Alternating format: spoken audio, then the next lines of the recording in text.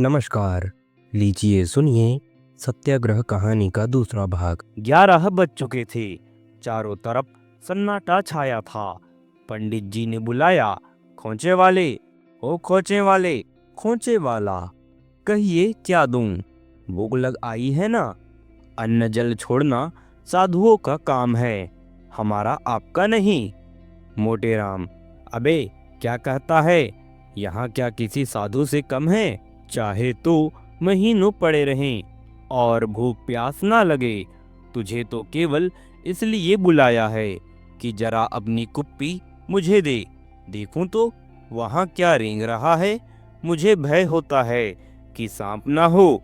खोंचे वाला ने कुप्पी उतार कर दे दी। पंडित जी उसे लेकर इधर उधर जमीन पर कुछ खोजने लगे। इतने में कुप्पी उनके हाथ से छूटकर गिर पड़ी और बुझ गई। सारा तेल बह गया। पंडित जी ने उसमें एक ठोकर और लगाई कि बचा कुचा तेल भी बह जाए। खोंचे वाला कुप्पी को हिलाकर, महाराज, इसमें तो जरा भी तेल नहीं बचा। अब तक 4 पैसे का सौदा बेचता, आपने यह खटराग बढ़ा दिया। मोटेराम, भैया हाथ ही तो है, छूट गिरी तो अब क्या हाथ काट डालूं? यह लो पैसे, जाकर कहीं से तेल भरा लो। खोंचे वाला, पैसे लेकर तो अब तेल भरवा कर मैं यहाँ थोड़े ही आऊँगा। मोटेराम, खोंचा रखे जाओ, लपक कर थोड़ा तेल ले लो। नहीं, मुझे कोई सांप काट लेगा तो तुम्ही पर हत्या पड़ेगी। कोई जानवर है जरूर, देखो वहां रेंगता है, गायब हो गया। दौड़ जाओ पट्टे, तेल लेते आओ, मैं तुम्हारा खोंचा देखता रहूंगा। डरते हो तो अपने रुपए पैसे लेते जाओ।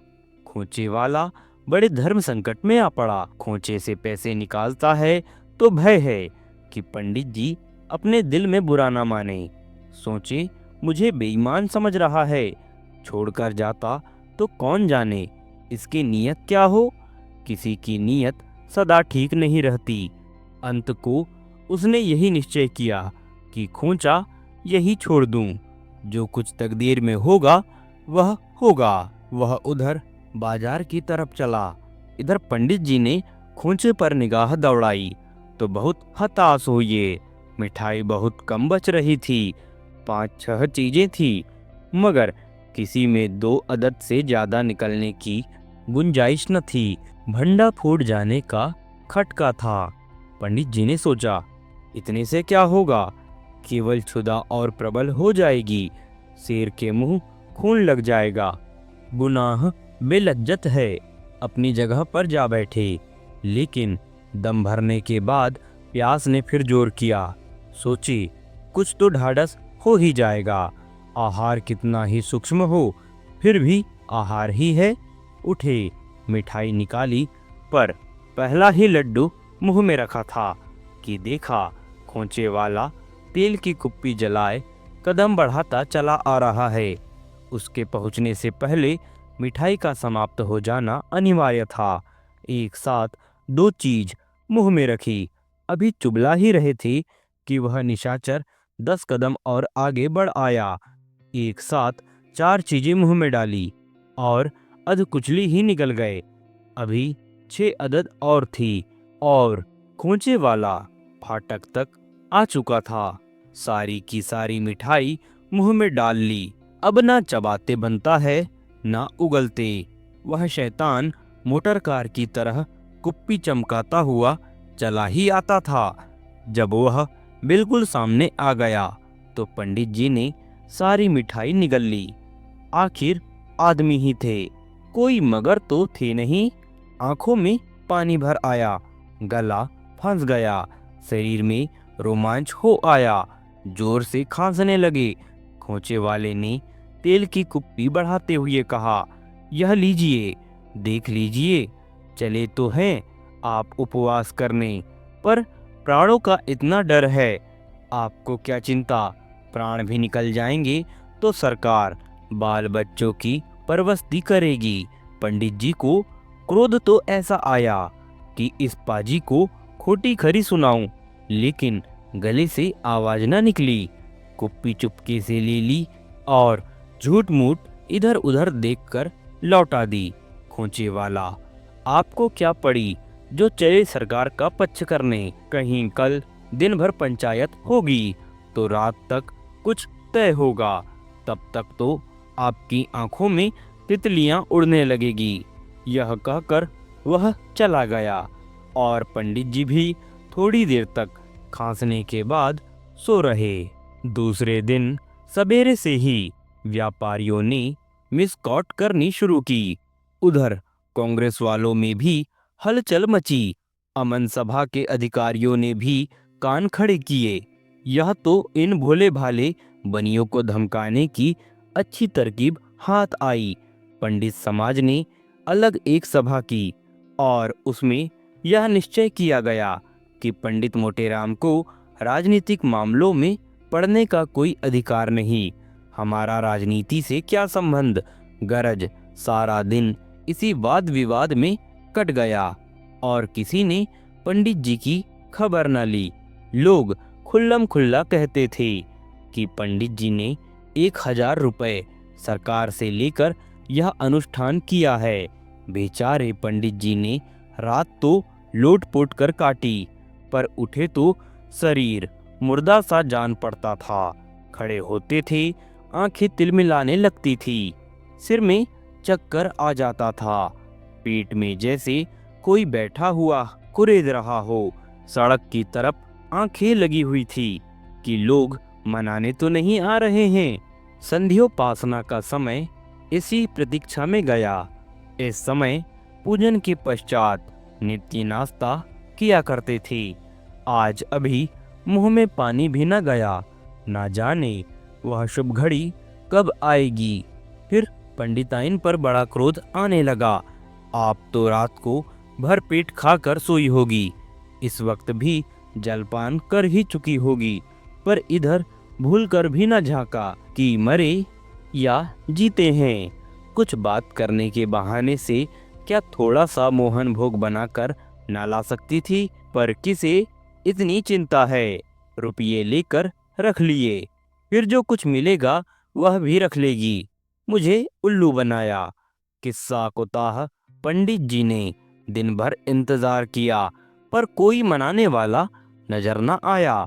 लोगों के दिल में जो यह संदेह पैदा हुआ था कि पंडित जी ने कुछ ले देकर यह स्वांग रचा है, स्वार्थ के वशीभूत होकर यह पाखंड खड़ा किया है, वही उनको मनाने में बाधक होता था। रात को 9 बज गए थे। सेठ भोंदूमल ने, जो व्यापारी समाज के नेता थे, निश्चयात्मक भाव से कहा, मान लिया पंडित जी ने स्वार्थवश ही यह अनुष्ठान किया है, पर इससे वह कष्ट तो कम नहीं हो सकता जो अन्न जल के बिना प्राणी मात्र को होता है। यह धर्म विरुद्ध है कि एक ब्राह्मण हमारे ऊपर दाना पानी त्याग दे और हम पेट भर भर कर चैन की नींद सोएं।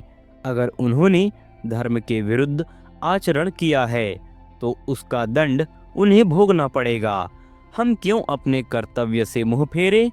कांग्रेस के मंत्री ने दबी हुई आवाज से कहा, मुझे तो जो कहना था वह मैं कह चुका। आप लोग समाज के अगुआ हैं, जो फैसला कीजिए हमें मंजूर है। चलिए, मैं अभी आपके साथ चलूंगा। धर्म का कुछ अंश मुझे भी मिल जाएगा, पर एक विनती सुन लीजिए। आप लोग पहले मुझे वहां जाने दीजिए। मैं एकांत में उनसे 10 मिनट बातें करना चाहता हूँ। आप लोग फाटक पर खड़े रहिएगा। जब मैं वहां से लौट आऊं तो फिर जाइएगा। इसमें किसी को क्या ही आपत्ति हो सकती थी? प्रार्थना स्वीकार हो गई। मंत्री जी पुलिस विभाग में बहुत दिनों तक रह चुके थे, मानव चरित्र की कमजोरियों को जानते थे। वह सीधे बाजार गए और 5 रुपए की मिठाई ली।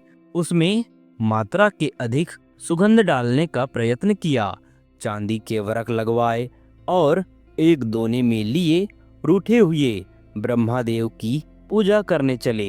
एक झक्कर में ठंडा पानी लिया और उसमें केवड़े का जल मिलाया। दोनों ही चीजों से खुशबू की लपटें उड़ रही थी। सुगंध में इतनी उत्तेजित शक्ति है, कौन नहीं जानता। इसके बिना भूख की भूख लग जाती है, भूखे आदमी की तो बात ही क्या। पंडित जी इस समय भूमि पर अचेत पड़े हुए थे। रात को कुछ नहीं मिला। 10-5 छोटी छोटी मिठाइयों का क्या जिक्र। दोपहर को कुछ नहीं मिला और इस वक्त भी भोजन की बेला टल गई। भूख में अब आशा की व्याकुलता नहीं, निराशा की शिथिलता थी। सारे अंग ढीले पड़ गए थे, यहाँ तक कि आंखें भी न खुलती थी।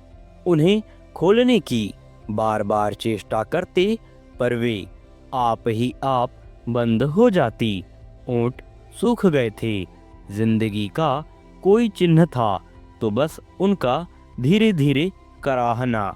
ऐसा संकट उनके ऊपर कभी ना पड़ा था। अजीर्ण की शिकायत तो उन्हें महीने में 2-4 बार हो जाती थी, जिसे वह हड़ आदि की फांकियों से शांत कर लिया करते थे। पर अजीर्णावस्था में ऐसा कभी ना हुआ था कि उन्होंने भोजन छोड़ दिया हो। नगरवासियों को, अमन सभा को, सरकार को, ईश्वर को, कांग्रेस को और धर्मपत्नी को जी भर कर कोस चुके थे। किसी से कोई आशा न थी।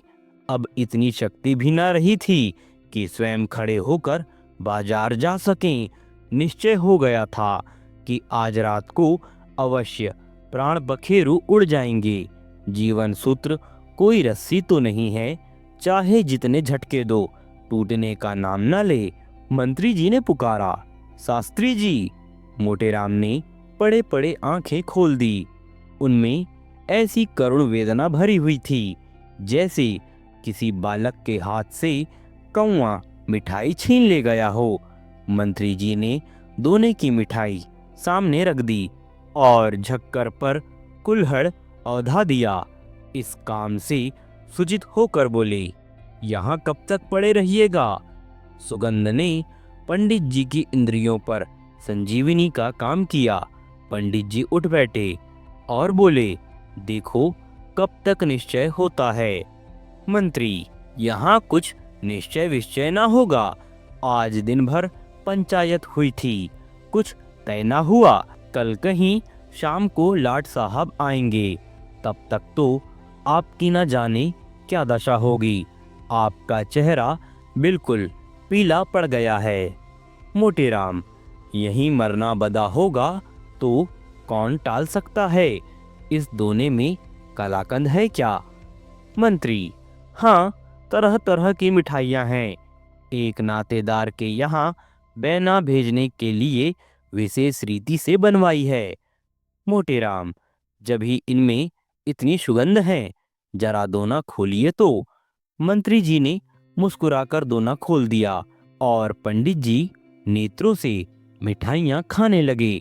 अंधा आंखें पाकर भी संसार को ऐसे तृष्णापूर्ण नेत्रों से न देखेगा। मुंह में पानी भर आया। मंत्री जी ने कहा, आपका व्रत ना होता तो 2-4 मिठाइयाँ आपको चखाता। 5 रुपए सेर के दाम दिए हैं। मोटेराम, तब तो बहुत ही श्रेष्ठ होंगी। मैंने बहुत दिन हुए कलाकंद नहीं खाया। मंत्री, आपने भी तो बैठे बैठाए झंझट मोल ले लिया। प्राण ही ना रहेंगे तो धन किस काम आएगा। मोटेराम, क्या करूं, फंस गया।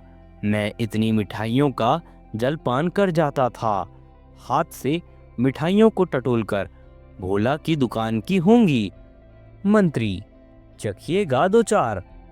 मोटेराम, क्या चखूं, धर्म संकट में पड़ा हूं। मंत्री, अजी चखिए भी। इस समय जो आनंद प्राप्त होगा वह लाख रुपए से भी नहीं मिल सकता। कोई किसी से कहने जाता है क्या। मोटेराम, मुझे किसका भय है। मैं यहाँ दाना पानी बिना मर रहा हूँ और किसी को परवाह ही नहीं। तो फिर मुझे क्या डर। लाओ इधर दोना बढ़ाओ। जाओ सबसे कह देना शास्त्री जी ने व्रत तोड़ दिया। भाड़ में जाए बाजार और व्यापार, यहाँ किसी की चिंता नहीं। जब धर्म नहीं रहा तो मैंने ही धर्म का बीड़ा थोड़े ही उठाया है। यह कहकर पंडित जी ने दोना अपनी तरफ खींच लिया और लगे बढ़ कर हाथ मारने। यहाँ तक कि पल भर में आधा दोना समाप्त हो गया। सेठ लोग आकर फाटक पर खड़े थे। मंत्री ने जाकर कहा, जरा चलकर तमाशा देखिए। आप लोगों को ना बाजार खोलना पड़ेगा, ना खुशामद करनी पड़ेगी। मैंने सारी समस्याएं हल कर दी। यह कांग्रेस का प्रताप है। चांदनी छिटकी हुई थी। लोगों ने आकर देखा। पंडित जी मिठाई ठिकाने लगाने में वैसे ही तन्मय हो रहे थे जैसे कोई महात्मा समाधि लेने में मग्न हो। भोंदूमल ने कहा, पंडित जी के चरण छूता हूँ। हम लोग तो आ ही रहे थे, आपने क्यों जल्दी की? ऐसी जुगत बताती कि आपकी प्रतिज्ञा भी ना टूटती और कार्य भी सिद्ध हो जाता। मोटेराम, मेरा काम सिद्ध हो गया। यह अलौकिक आनंद है जो धन के ढेरों से प्राप्त नहीं हो सकता। अगर कुछ श्रद्धा हो तो इसी दुकान की इतनी ही मिठाई और मंगवा दो। हम यह कहना भूल गए कि मंत्री जी को मिठाई लेकर मैदान में आते समय पुलिस के सिपाही को 4 आने पैसे देने पड़े थे। यह नियम विरुद्ध था, लेकिन मंत्री जी ने इस बात पर अड़ना उचित न समझा। आप सुन रहे थे मुंशी जी के द्वारा लिखी एक व्यंग्यात्मक रचना। जुड़े रहिए हमारे YouTube चैनल के साथ ऐसी ही अनेक हिंदी साहित्य की अनमोल कहानियों को सुनने के लिए। हम जल्द ही मिलेंगे नई कहानियों के साथ। हमें दीजिए इजाज़त। नमस्कार।